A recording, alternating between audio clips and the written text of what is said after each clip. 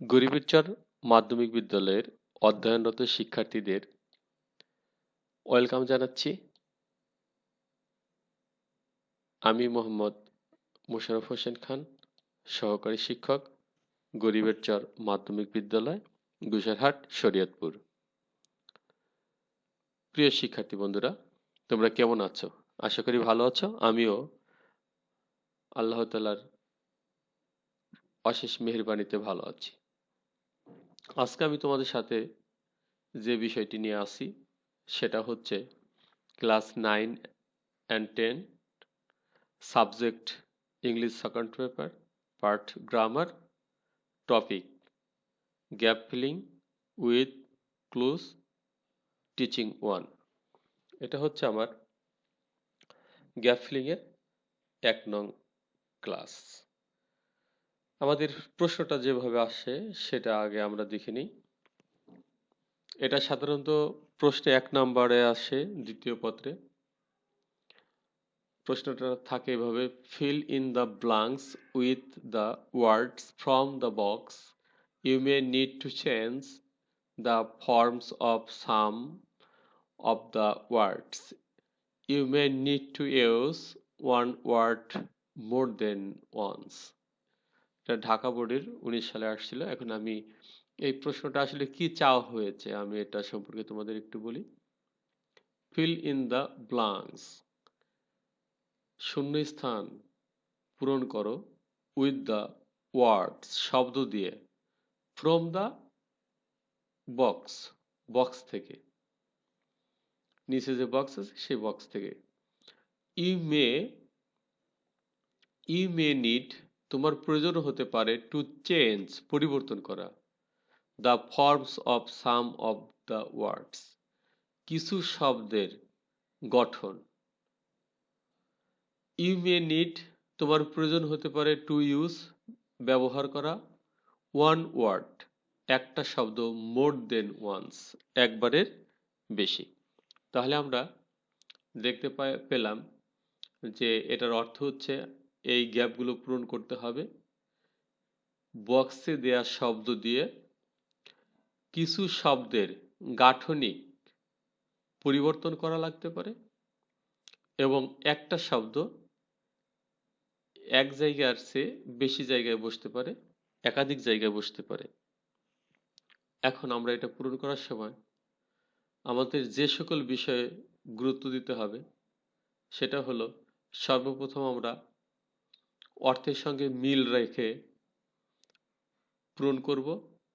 তারপরে সেন্টেন্সের স্ট্রাকচারাল যে ব্যাপারটা আছে, গঠন অনুযায়ী কোন পার্টস অফ স্পিচ বসে, বা এই গ্যাপ আমাদের বক্সের শব্দগুলো কোন পার্টস অফ স্পিচ হিসাবে আছে, সেন্টেন্সের মধ্যে প্রয়োগের ক্ষেত্রে এগুলো কোন পার্টস অফ স্পিচ হিসাবে বসবে, এই বিষয়গুলো লক্ষ্য রেখে আমাদের এটা পূরণ করতে হবে। এইগুলো পূরণের সময় এক এক রকম বিবেচনায় পূরণ করতে হয়। ধরতে গেলে প্রত্যেকটা গ্রামারের প্রয়োগ এর মধ্যে রয়েছে, যেমন পার্টস অফ স্পিচের প্রয়োগ, আর্টিকেলের প্রয়োগ, রাইট ফর্ম অফ ভার্বের রুল এখানে আছে। অনেকগুলো বিষয় আমাদের বিবেচনা করতে হয়। এখন আমরা এটা পূরণ করব। It is that the new century is now facing various challenges, especially environmental dash। প্রিয় শিক্ষার্থী বন্ধুরা, আমরা এখানে দেখতে পাচ্ছি it is that, it is dash that.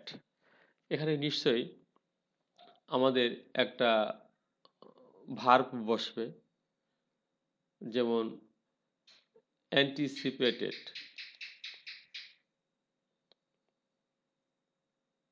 It is anticipated that, এটা অনুমান করা হয় যে, ধারণা করা হয় যে। এখানে অ্যান্টিসিপেট ভার্ব রয়েছে, এই ভার্বটা থার্ড ফর্মে বসছে, কারণ ইট ইজ আছে, এখানে প্যাসিভ ভয়েসে আছে, এই জন্য ইট ইজ অ্যান্টিসিপেটেড দ্যাট, এটা ধারণা করা হয় যে দ্য নিউ সেঞ্চুরি, নতুন শতাব্দী, ইজ নাও ফেসিং, এখন সম্মুখীন হচ্ছে, ভ্যারিয়াস চ্যালেঞ্জেস, বিভিন্ন চ্যালেঞ্জের, স্পেশালি বিশেষ করে, এনভায়রনমেন্টাল, পরিবেশগত, এখন আমরা এখানে পরিবেশগত একটা অ্যাডজেক্টিভ রয়েছে, এখানে আমাদের একটা নাউন বসানোর প্রয়োজন। নাউন বসাবো আমরা ডিজাস্টার, এনভায়রনমেন্টাল ডিজাস্টার মানে প্রাকৃতিক দুর্যোগ, পরিবেশগত বা প্রাকৃতিক দুর্যোগ। প্রিয় শিক্ষার্থীরা, তারপরের গ্যাপটা আমরা দেখে নিই। Feeding the ever growing population. Feeding খাওয়ানো দ্য এভার গ্রোয়িং পপুলেশন ক্রমবর্ধমান লোকজনের ইজ হচ্ছে ফার্স্ট অ্যান্ড ফরমোস্ট চ্যালেঞ্জ। এখানে আর্টিকেলের ব্যবহার করতে হবে। ফার্স্ট অ্যান্ড ফরমোস্ট চ্যালেঞ্জ, এখানে ফার্স্ট অ্যান্ড ফরমোস্ট অ্যাডজেক্টিভের কাজ করছে, চ্যালেঞ্জ এখানে নাউন হিসেবে আছে, অতএব আমাদের এখানে নিশ্চয়ই একটা আর্টিকেলের দরকার। এখানে আর্টিকেল হিসেবে অ্যান আছে আর দি আছে। এখানে নির্দিষ্টতা বোঝানোর জন্য আমাদের সাধারণত অ্যান এখানে বসারও কথা না, ভয়েল নাই, অতএব দি বসাতে হবে। দি, তারপরে পরের লাইনে যাচ্ছি আমরা।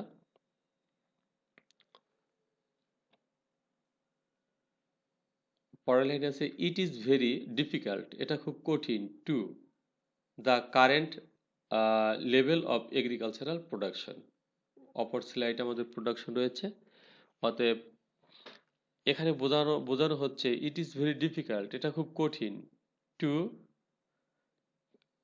এখানে টু একটা ভার্ব বসবে, নন ইনফিনিটিভ ভার্ব অর্থাৎ infinitive verb, to current level, এই অবস্থাটা অফ এগ্রিকালচার প্রোডাকশন, কৃষি উন্নয়নের এই প্রোডাকশন, কৃষি উন্নয়নের এই লেভেলটা টিকিয়ে রাখা হচ্ছে একটা চ্যালেঞ্জ। টিকিয়ে রাখা, এখানে টিকিয়ে রাখার ইংরেজিটা আমাদের আছে সাস্টেইন, এটা ভার্ব হিসাবে এখানে বসবে, সাস্টেইন, টিকিয়ে রাখা।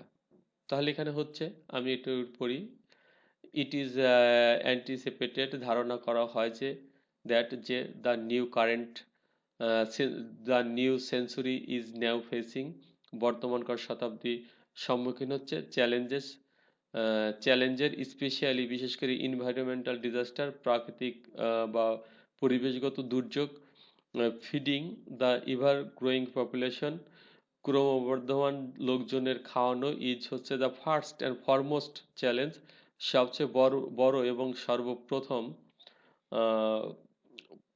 চ্যালেঞ্জ ফর বাংলাদেশ, বাংলাদেশের জন্য। ইট ইজ ভেরি ডিফিকাল্ট, এটা খুব কঠিন, টু সাস্টেইন, টিকে রাখা, the agricultural the current level of agricultural production, বর্তমানকার কৃষি উৎপাদনের বর্তমানকার অবস্থা। প্রিয় শিক্ষার্থী বন্ধুরা, এখানে রয়েছে পপুলেশন, বিকজ, কারণ আওয়ার এগ্রিকালচারাল ল্যান্ড, আমাদের কৃষি জমি, ইজ বিং রিডিউসড, কমে যাচ্ছে, ডিউ টু, আমরা জানি একটা ফ্রেজ ওয়ার্ড ডিউ টু, কারণে, ডিউ টু, এখানে অটোমেটিক্যালি ডিউ টু টু বসাতে হবে, ডিউ টু কারণে, হিউম্যান হ্যাবিটেটস, মানুষের আবাসনের কারণে, ইন্ডাস্ট্রিয়ালাইজেশন, ইন্ডাস্ট্রিয়ালাইজেশন শিল্পায়নের কারণে, রিভার ইরোজন হয়, সাধারণত রিভার ইরোজন নদী ভাঙনের কারণে, এখানে ইরোজন শব্দটা আমরা বসিয়ে দিলে অর্থ কমপ্লিট হচ্ছে, রিভার ইরোজন নদী ভাঙনের কারণে, ইটসেটারা ইত্যাদি। বিসাইডস, তাছাড়াও, উই আর লসিং, আমরা হারাচ্ছি, আওয়ার ফরেস্ট, আমাদের বনভূমি, গ্রাজুয়ালি, ধীরে ধীরে, trees are being cut down, গাছ কেটে ফেলানো হচ্ছে, তা নির্বিচারে, বিবেচনাহীনভাবে, এমন একটা শব্দ আমাদের এখানে বসালে অর্থপূর্ণ আসে, অতএব এখানে ইনডিসক্রিমিনেট আছে, ইজ ইনডিসক্রিমিনেটলি আমরা অ্যাডভার্ব করে দেবো, ইনডিসক্রিমিনেটলি, শেষে এল ওয়াই যোগ করে আমরা অ্যাডভার্ব করলাম। এখানে অ্যাডভার্বের ব্যবহার হবে, কারণ trees are being cut down, গাছ কেটে ফেলানো হচ্ছে, কিভাবে কেটে ফেলানো হচ্ছে, ভার্বকে মডিফাই করার জন্য এখানে অ্যাডভার্ব বসাতে হয়েছে। রেজাল্টিং ইন, ফলে, অ্যান ইনক্রিজ অফ পপুলেশন, জনসংখ্যার একটা বৃদ্ধির ফলে, এজন্য এখানে আমাদের ইনক্রিজ অফ পপুলেশন, জনসংখ্যা বৃদ্ধির ফলে বোঝানোর জন্য এটা মূলত একটা অ্যাডজেক্টিভের প্রয়োজন, আমাদের একটা আর্টিকেলের প্রয়োজন, এখানে এজন্য একটা আর্টিকেল বসানো হয়েছে, অ্যান। সো তাই ইট ইজ, এটা হচ্ছে